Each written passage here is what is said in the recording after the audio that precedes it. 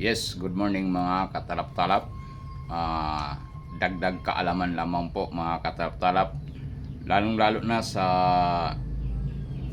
mga mahilig maggamit ng mga sticker. Katulad ng mga sticker ng mga pulis o kung ano-ano pa na mga sticker. Okay. So minsan nung isang araw ako ay may nakausap na pulis at minsan napagkwentuhan ang patungkol sa sticker. At sa motor ko nga ay mayroong sticker na nakalagay ng PNP Insigma. Okay. So hindi po ako pulis, pero may sticker po ako noon. Okay. So napagkwentuhan. Pero actually yung sticker na yon ay hindi, yung design lang ng logo nila ay yung sa police, yung Insigma, PNP Insigma. Pero may nakalagay doon, hindi PNP. May nakalagay kasi no, PNP nakalagay. Yun sa amin, hindi. Ang nakalagay, Guardians. Oh. Pero yung logo ng PNP Insigma, yun yung kulay, yung pula, blue, puti, ganun ang kulay. Okay, parang bandila. Okay. So, ngayon, napagkwentuhan namin yan.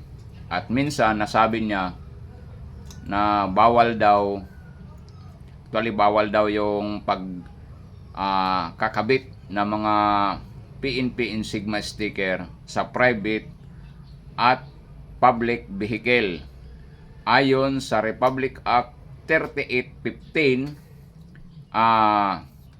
Article 179. Okay. Mga katap-talap, kung ikaw ay wala kang kaalam-alam mga katap-talap at pag ikay ginagamitan ka ng batas at lalo na sila ay nasa batas, tapos ginamit mo logo nila PNP Insigma, tapos sila pa nagsita sa at wala kang kaalam-alam, nako, ano kaya ang sasabihin mo? May batas siya, ikaw ano kaya ang ibabato mo?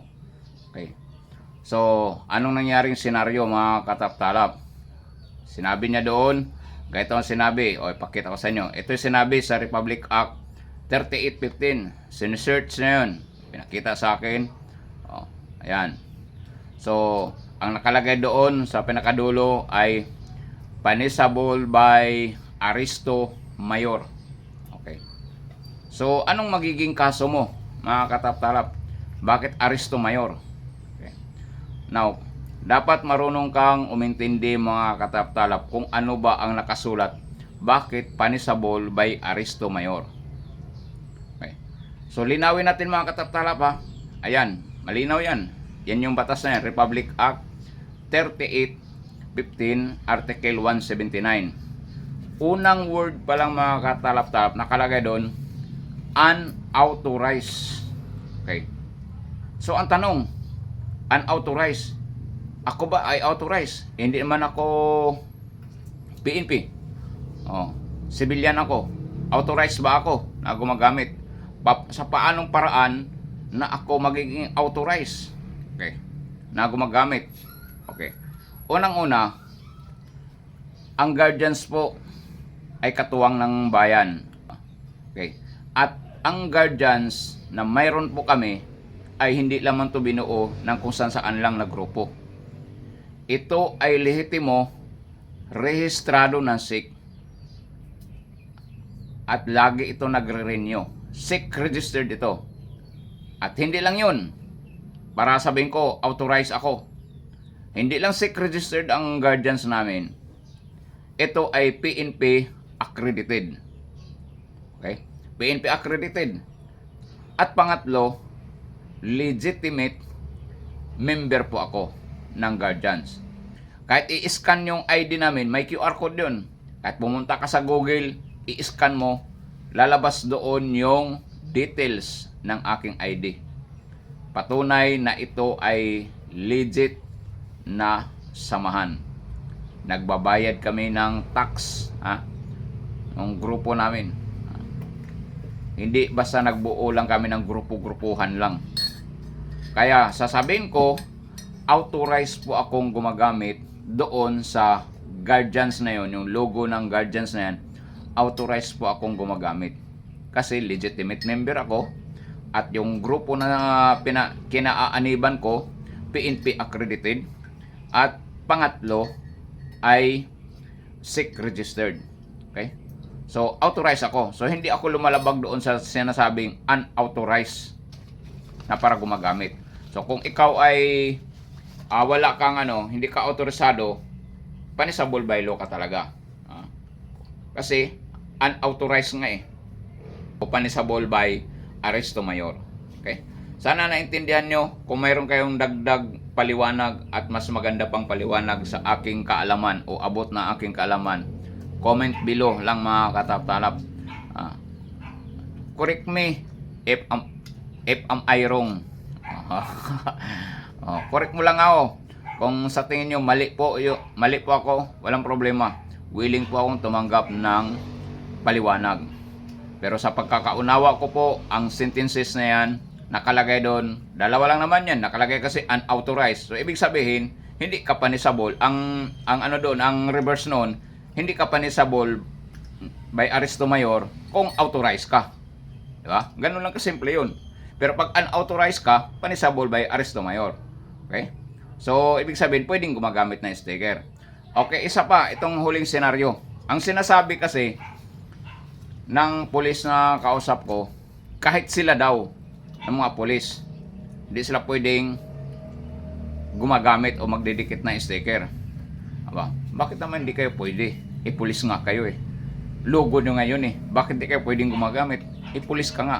Logo nyo yan. Yung PNP Insigma. Okay? Pwede kayong gumagamit. Siguro lang, mayroong utos sa inyong nakakataas na iwasan nyo ang paggagamit ng sticker kasi identity nyon, siyempre makilala kayo agad ng kalaban, diba? Parating pa lang kayo, pag nakita na kayo ng kalaban, magtakbuhan na yun. Paano kayo makakahuli? Diba? Paano kayo makakahuli? Parating pa lang kayo, kilala na kayo.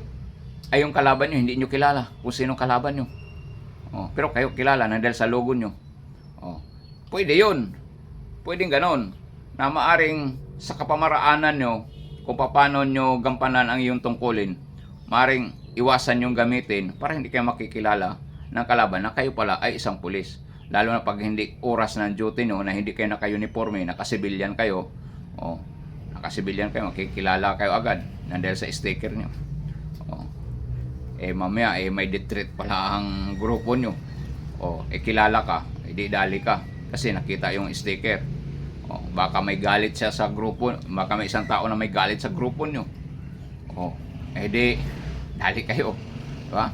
Pero hindi po ibig sabihin na hindi kayo authorized. Authorized kayo, logo nyo ngayon kami nga na hindi kami pulis, pero katuwang nyo kami. Katuwang nyo kami. Alam niyo naman, kung balikan niyo po ang history ng Guardian, diba? Katuwang po ng sambayanan o ng mamamayan o ng bayan ang Guardians. Kaya pasintabi po sa mga kapwa ko Guardians, ayusin nyo naman yung inyong pagiging guardians. Intindihin nyo kung ano ang kinarga sa inyong balikat. Napakaganda po yan. Napakaganda po ang ibig sabihin yan. Napakaganda po ang mission, vision ng isang guardians. Intindihin nyo. Hindi yung nagsali-sali lang tayo sa grupo at magdagdag pasaway lang tayo.